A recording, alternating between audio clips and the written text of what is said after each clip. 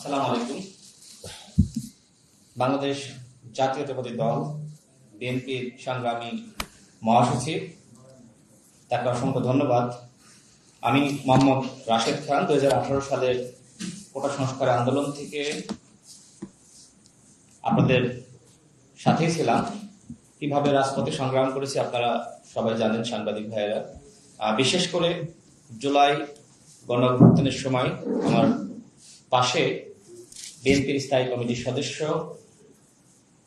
জনাব সালাউদ্দিন আহমেদ এবং আমি রাশেদ খান, গণ অধিকার পরিষদের সভাপতি নুরুল হক নূর, আমরা তিনজন একসাথে এই আন্দোলন সংগ্রাম সমন্বয় করার কাজ করার সুযোগ হয়েছে এবং আমাদের সংগ্রামী মহাসচিব যে সময় তিনি গ্রেপ্তার হন, বিএনপির সংগ্রামী মহাসচিব আমাদের সালাউদ্দিন আহমেদ ভাই, তিনি ইন্ডিয়া থাকলেও এই আন্দোলনকে যেভাবে সমন্বয় করেছেন এবং আমার ভূমিকা সম্পর্কে আসলে আমি বলতে চাই না, সালাউদ্দিন আহমেদ ভাই তিনি জানেন, তিনি বলবেন।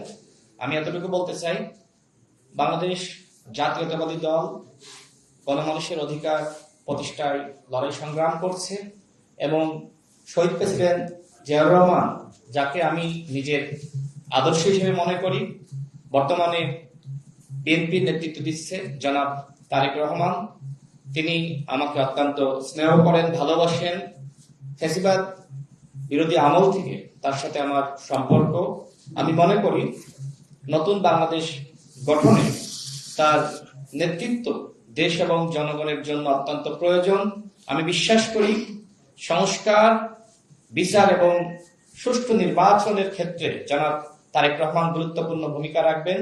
আমি রাশেদ খান আজকে বিএনপিতে যোগদান করেছি এবং জনাব তারেক রহমানের নেতৃত্বে ইনশাল্লাহ দেশ এবং জনগণের জন্য সংগ্রাম করে যাব, কাজ করে যাব। আসসালামু আলাইকুম।